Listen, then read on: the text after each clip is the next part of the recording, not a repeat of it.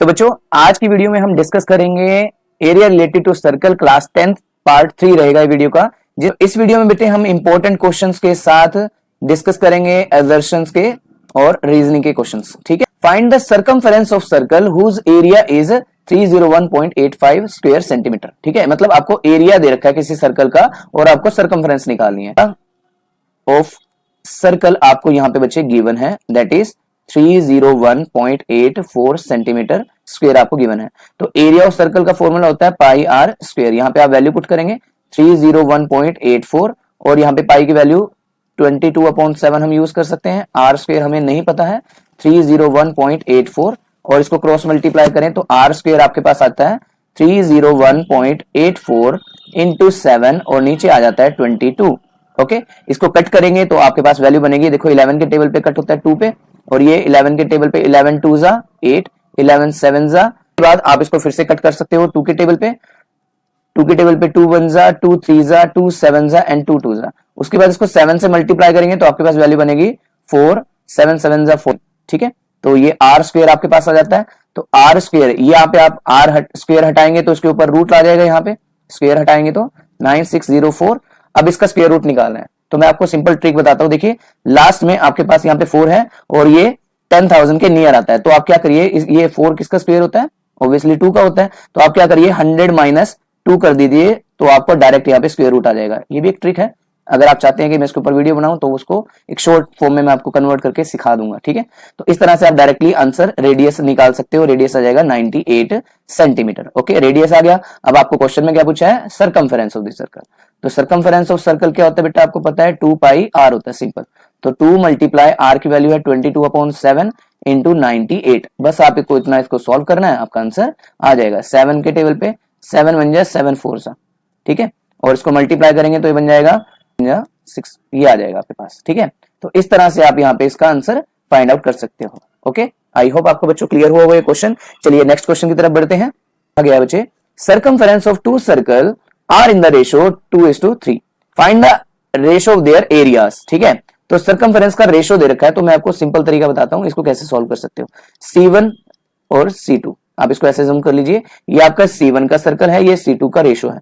ठीक है, तो आपको पता है कि सर्कमफेरेंस ऑफ सर्कल क्या होता है, 2 पाई आर होता है और इसका भी सर्कल का सर्कमफेरेंस क्या होगा, 2 पाई आर। आप देखेंगे 2 पाई आर से 2 पाई कैंसिल हो जाएगा, सिर्फ आर यहाँ पे बचता है, इसको 1 मान लीजिए, इसको 2 मान लीजिए, तो R1 रेशो R2 आ गया। इसका मतलब है कि जो सर्कमफेरेंस का रेशो रेडियस का रेशो रहेगा वो सेम रहेगा। अब आपको एरिया का रेशो यहाँ पे फाइंड आउट करना है। सो एरिया A1 और रेशो A2 का आपको फाइंड आउट करना है, ये फाइंड करना है आपको। तो ऐसे में आप क्या करेंगे, सिंपल है, आपको पता है एरिया ऑफ सर्कल 1 का एरिया क्या बनेगा, पाई R1 का स्क्वायर, और ये दूसरे वाला क्या बनेगा, पाई R2 का स्क्वायर बन जाएगा। पाई से आप यहाँ पे पाई कैंसिल कर सकते हो और डायरेक्टली रेशो निकाल सकते हो, 2 का स्क्वायर और यहाँ पे 3 का स्क्वायर, तो वैल्यू आ जाएगी 4:9।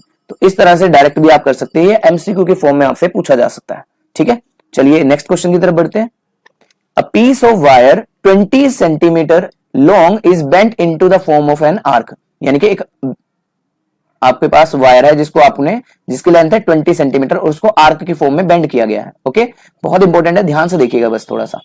यहां पे आपको कहा गया है arc of a circle subtended at an angle 60 degree with at its centre. मतलब अगर हम इस पॉइंट से और इस पॉइंट से एक रेडियस ड्रॉ करें, इस तरह से यहाँ पे सेंटर पॉइंट बनाए और ये भी रेडियस ड्रॉ करें, तो इनके बीच का जो एंगल होगा ये 60 डिग्री होगा। Okay, find the radius of the circle. Radius of circle आपको यहाँ पे फाइंड आउट करना है, मतलब ये फाइंड आउट करना है r. Length of an arc आपको गिवन है 20 सेंटीमीटर। ओके, और आपको थीटा यहाँ पे गिवन है 60 degree. So length of arc का जो फॉर्मूला हमने पढ़ा है वो क्या है, we know length of arc is equal to θ/360 into 2 pi r, यही हमने पढ़ा। तो इसकी वैल्यू हम यहाँ पे पुट कर लेते, देखो L लेंथ आपको दे रखा है 20, थीटा आपके पास 60 डिग्री है, डिवाइडेड बाय 360 इंटू 2 इंटू, आप इसको पाई को पाई ही रहने दीजिए, आर आ जाएगा यहाँ। ओके, अभी पाई की वैल्यू हम पुट नहीं करते, डायरेक्ट बाद में यूज कर लेंगे। इसको कट करते हैं, 6 6 जा और ये 2 के टेबल पे कट होता है 3। ओके, और ये 3 क्रॉस करके ऊपर चला जाएगा तो ये बन जाएगा 60 equal to r pi r. Okay, ये वैल्यू आ गई। अब इसको आप क्या करिए, नीचे डिवाइड में लेकर चले जाइए, तो 60 upon pi equals to r, ये आपके पास रेडियस आ जाएगी। अब रेडियस आपको मिल गया, ठीक है, इसकी वैल्यू और सिंप्लीफाई कीजिए, आपका आंसर डायरेक्टली आ जाएगा, ठीक है। सही, नेक्स्ट क्वेश्चन की तरफ बढ़ते हैं बच्चे। नेक्स्ट क्वेश्चन में आपको यहां पे दिया गया है a car has two wiper, ये एनसीईआरटी का क्वेश्चन है, आपको अच्छे से आता होगा। देखिए यहाँ पे 2 वाइपर है, हम इसको वाइपर बना लेते हैं। मान लीजिए एक वाइपर यहाँ पे है, ये आपकी कार की विंडशील्ड है, ठीक है, और ये वाइपर जो है इस तरह से वाइप करता है आपके शीशे को, ठीक है, इतना एरिया है। अब ये 2 लगे हुए हैं, इस तरह से आप इसको समझ सकते हो, ये यहाँ से यहाँ तक वाइप करता है, और उसका जो एंगल बनता है वो कितना है, 115 डिग्री, ये 115 है, और ये भी सेम ही है 115। तो हम एक का एरिया यहाँ पे देख लेते हैं, find the total area cleaned by each sweep of the blade. इस ब्लेड की जो लेंथ है वो टोटल है 25 सेंटीमीटर, मतलब ये रेडियस बन जाती है, ये आपका थीटा बन जाता है, और ये कितना एरिया स्वाइप करता है 1 टाइम में। तो जब हम एक का निकालेंगे उसको 2 टाइम कर देंगे तो ऑलरेडी आंसर आ जाएगा, ठीक है। गिवन में लेंथ आपको दे रखी है, लेंथ का मतलब है रेडियस ही दे रखी है आपको, वो है 25 सेंटीमीटर, और यहाँ पे जो थीटा दे रखा है वो है आपके पास 115 डिग्री, ओके। उसके बाद आपको एरिया निकालना है, एरिया क्लीन्ड बाय 2 ब्लेड्स, हम डायरेक्टली निकाल लेते हैं। तो हम क्या करेंगे, 2 टाइम्स, 2 टाइम क्यों कर रहे हैं, क्योंकि दोनों ब्लेड का हम इकट्ठा निकालेंगे, और एरिया स्वेप्ट तो वो कितना होगा, थीटा अपॉन 360, क्योंकि एरिया निकाल रहे हैं तो पाई आर स्क्वायर हम यहाँ पे यूज कर लेंगे और डायरेक्ट आंसर निकाल लेंगे। 2 मल्टीप्लाई थीटा आपके पास 115 है, उसके बाद upon 360 degree into 22 upon 7 into R आपके पास है 25 इंटू 25। बस इसको सिंप्लीफाई करेंगे, यहाँ पे आंसर आ जाएगा। कैसे करें, टेबल पे 5 7 जा 5 2 जा, उसके बाद 2 के टेबल पे कट करें 36, और कुछ कट होता है, हाँ जी, 2 के टेबल पे 18 और ये 2 के टेबल पे 11, बस इसको मल्टीप्लाई करेंगे, आपका आंसर आना शुरू हो जाएगा। तो ये बन जाता है 23 इंटू 11 इंटू 2, ये आ जाएगा, और नीचे 18 आ जाएगा। इनको मल्टीप्लाई करेंगे तो आपका फाइनल आंसर बच्चे आ जाएगा यहाँ पे, ठीक है। तो बच्चे नेक्स्ट क्वेश्चन में आपको पैरामीटर ऑफ सेक्टर दिए गए हैं, मतलब 2 रेडियस और नीचे आर्क। इन सभी में आपको देखेंगे कि 2 रेडियस हैं आपके पास और एक नीचे आर्क है। इन सभी का जो टोटल पैरामीटर दे रखा है वो 16.4 दे रखा है। तो हमने आर्क को x एज्यूम कर लिया यहाँ पे, तो आप लिखेंगे लेंथ ऑफ, या पैरामीटर भी आप लिख सकते हो, पैरामीटर ऑफ जो सेक्टर है वो आपका 16.4 सेंटीमीटर है, और आपकी रेडियस है 5.2 सेंटीमीटर, ओके। अब आपको इसको यूज़ करना है, तो एज हमें जानते हैं r plus x equals to 16.4 बनना चाहिए, क्योंकि यही टोटल पैरामीटर बनता है सेक्टर का। तो 2r plus x equal to 16.4 बन जाएगा। उसके बाद r की जो वैल्यू है उसको आप यहाँ पे सिंपल पुट करेंगे और इसको मल्टीप्लाई करेंगे, मीन्स 2 मल्टीप्लाई 5.2, उसके बाद इसको मल्टीप्लाई कराएंगे तो 10.4 बन जाएगा, प्लस x इक्वल टू 16.4। उसके बाद इसको राइट में शिफ्ट करेंगे तो 16.4 में से माइनस करेंगे 10.4 को, तो आपका वैल्यू आ जाएगी 6, ठीक है। ये आपकी लेंथ ऑफ आर्क है, ओके। इसको आपको ध्यान रखना है, ये लेंथ ऑफ आर्क है आपके पास, ओके। अब आपको एरिया निकालना है।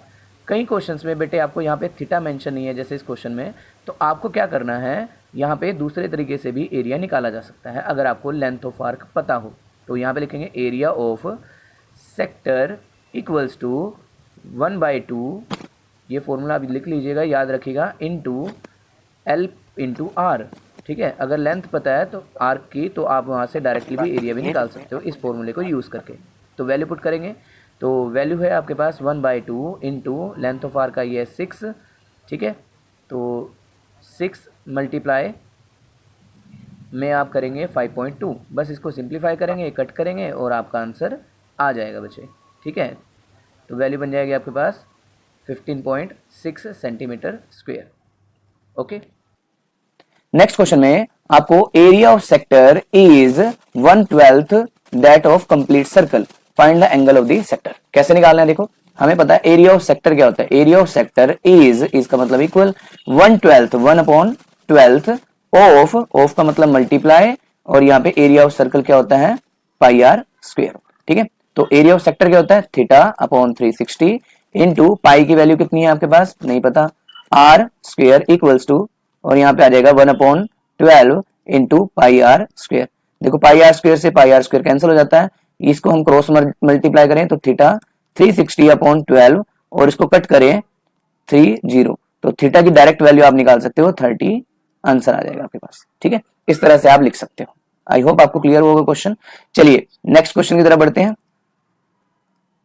नेक्स्ट क्वेश्चन आपके पास है area of sector of circle of radius 5.7 is 27.2 metre, find the area of the sector. ठीक है, तो पैरामीटर आपको गिवन है, पैरामीटर है आपके पास 27.2 मीटर और रेडियस आपको गिवन है 5.7 metre. Okay, find the area of the sector. ये भी सेम क्वेश्चन है जो पीछे मैंने आपके लिए कराया है, बिल्कुल एज इट इज आप इसको कॉपी कर सकते हैं जैसे मैंने आपको बताया। ठीक है, तो यहाँ पे थीटा मेंशन नहीं है, तो थीटा कैसे निकालना है, वही जो सेक्टर वाला पोर्शन मैंने आपको बताया, मैं आपको दिखा देता हूं, ये वाला क्वेश्चन। ठीक है, ये वाला क्वेश्चन पिछले वाले क्वेश्चन की तरह, क्वेश्चन नंबर 7 की तरह ही है, आप इसको सिंप्लीफाई कर सकते हो। ओके, चलिए ये आपके लिए होमवर्क है, इसको आपको खुद से सॉल्व करना है, मैंने आपको बता दिया। अगर आपको वो नहीं समझ आया, एक बार वीडियो को फिर से देखिए और उसको अटेम्प्ट कीजिए। ठीक है, चलिए नेक्स्ट क्वेश्चन की तरफ बढ़ते हैं बच्चे। तो नेक्स्ट आपके पास जो क्वेश्चंस आएंगे वो अदर्शन और रीजनिंग से रिलेटेड आएंगे। अब देखिए उनको कैसे सिंप्लीफाई करना है आपको। ठीक है, तो पहला क्वेश्चन है आपके पास, यहाँ पे आप देखिए सिंपल सा क्वेश्चन आता है, बस आपको उसको ध्यान से समझना है और उसको सॉल्व करना है। देखिए कैसे करना है। Circumference of two circle are in the ratio 2:3, then the ratio of their area is 4/9। तो सिंपल सा, अभी हम इसको इसी क्वेश्चन को मेरे ख्याल में हम सॉल्व करके आए हैं। उसमें आपने देखा कि हमने रेडियस निकाली थी। चलिए इसको सिंप्लीफाई करके फिर से दिखा देता हूं।